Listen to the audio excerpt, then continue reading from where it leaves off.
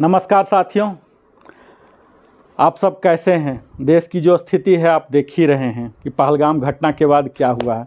आज मैं इस वीडियो में कूटनीति, डिप्लोमेसी, रणनीतिक मौन जो स्ट्रेटजिक साइलेंस है, जो मस्तिष्क युद्ध है, माइंड वारफेयर है, और झूठी सूचनाओं पर जो नियंत्रण है, डिसइंफॉर्मेशन कंट्रोल है, इन्हीं प्रमुख पहलुओं पर हम आज आप सबों के साथ कुछ साझा करने जा रहे हैं।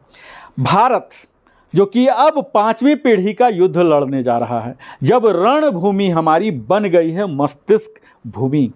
आज हम उस युद्ध की बात कर रहे हैं जो न सीमाओं पर शुरू होता है, न हथियारों से लड़ा जाता है, न अखबारों में दिखता है। यह युद्ध है सोच का, सूचना का, छवि का, और भारत इस युद्ध में नेतृत्व कर रहा है पूरी दुनिया का। अपने अगर मैं पिछली घटनाओं का बात करूं तो 2016 में सर्जिकल स्ट्राइक हुआ था, जो कि first sign of new India था। पहली बार दुनिया ने देखा कि भारत केवल सहन करने वाला राष्ट्र नहीं है। यहाँ सर्जिकल स्ट्राइक, प्रीएम्प्टिव एक्शन हुए, स्ट्रेटजिक मैसेजिंग हुए। ये सिर्फ सीमा पार की कार्रवाई नहीं थी, ये था एक संदेश कि भारत अब रिएक्टिव नहीं, प्रोएक्टिव बनने को तैयार है। पाकिस्तान को एक झटका मिला, लेकिन उस समय भी भारत ने युद्ध की घोषणा नहीं की। यह स्ट्रेटजिक साइलेंस का एक सबसे बड़ा और पहला उदाहरण था। आप अगर 2019 की बात करें तो बालाकोट एयर स्ट्राइक हुआ, जहां कंट्रोल ऑफ नैरेटिव शुरू होते हैं। पुलवामा आतंकी हमले के बाद भारत ने सीधे एयर स्ट्राइक किया। यह केवल सैन्य कार्रवाई नहीं थी, यह एक वैश्विक नैरेटिव कंट्रोल था, जहाँ कि हमने इंफॉर्मेशन वारफेयर देखा, परसेप्शन मैनेजमेंट देखा।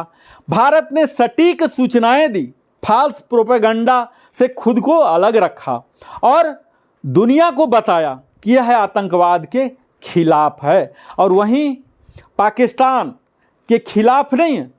भारत की नीतियां जो हैं सदैव आतंकवाद के खिलाफ है। हम पाकिस्तान को गलत नहीं मानते, आतंकवाद को मानते, लेकिन पाकिस्तान उन आतंकवादियों का जब सपोर्ट करता है तब पाकिस्तान भी गलत कार्य कर रहा है। अब 2020 का बात अगर करें, गलवान क्लैश, जहां चाइना को एक साइलेंट ट्रीटमेंट मिल गया। चीन को लगा कि भारत चुप रहेगा, जैसे दशकों से होता आया है, लेकिन हैंड टू हैंड कम्बैट में भारत की रणनीति ने उसे चौंका दिया। चीन ने मीडिया को ब्लैकआउट किया और जबकि भारत ने खुली सूचनाएं साझा की। तो यहाँ ग्रे जोन वारफेयर हुआ, साइकोलॉजिकल डोमिनेंस हुआ, कंट्रोल्ड डिस्क्लोजर हुआ।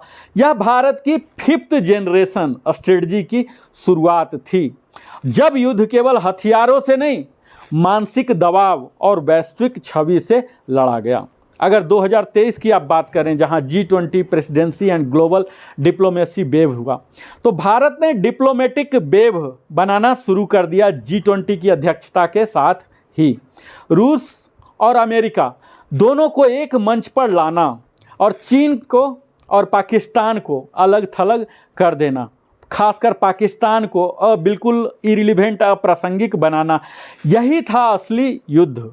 जहाँ की हमने जियो स्ट्रेटजिक पोजिशनिंग देखा, सॉफ्ट पावर देखा, स्ट्रेटजिक न्यूट्रलिटी देखा। तो पाकिस्तान की मीडिया और राजनीति में आज तक इस बात का जवाब नहीं है कि वह भारत की इस इनविजिबल अटैक का सामना कैसे करे।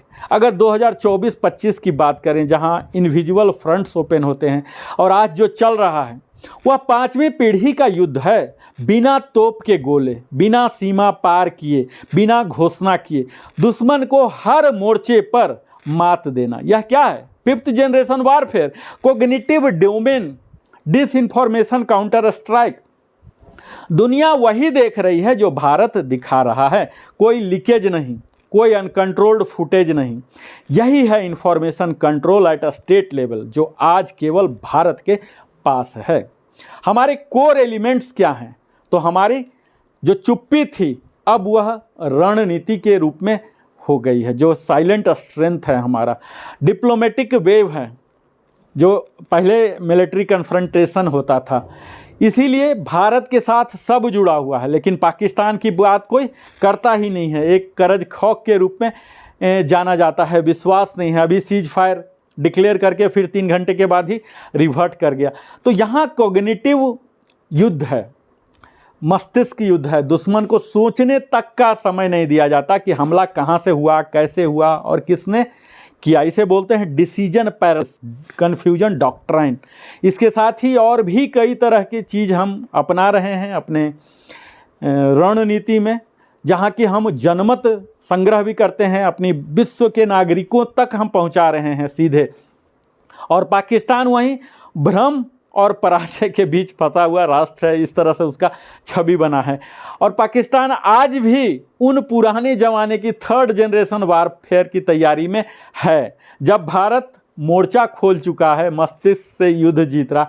पाकिस्तान आज भी वही मिसाइल, ड्रोन, विपन की गिनती कर रहा है, हर मोर्चे पर उसे मात मिल रही है, लेकिन भारत ने अभी तक वार डिक्लेयर नहीं किया है। यही है मास्टर स्ट्रोक। यह नया भारत है जो सिर्फ सीमाओं की रक्षा नहीं करता, बल्कि दुनिया की सोच की दिशा तय करता है। यह भारत हथियारों से नहीं, मस्तिष्क से युद्ध जीतता है। यह भारत घोषणा नहीं करता, निर्णय लेता है। यह भारत प्रतिशोध नहीं करता, प्रभाव उत्पन्न करता है। हमें गर्व है कि हम उस राष्ट्र के नागरिक हैं जिसने 21वीं सदी की सबसे जटिल युद्ध प्रणाली में विश्व को पीछे छोड़ दिया। बहुत बहुत धन्यवाद। मैं इसी तरह से फिर से अगले वीडियो लेके आता हूँ। जय हिंद, वंदे मातरम। अगर आपने अभी तक लिविंग हैप्पीली को सब्सक्राइब नहीं किया है तो अवश्य सब्सक्राइब कर लें। जय हिंद, वंदे मातरम।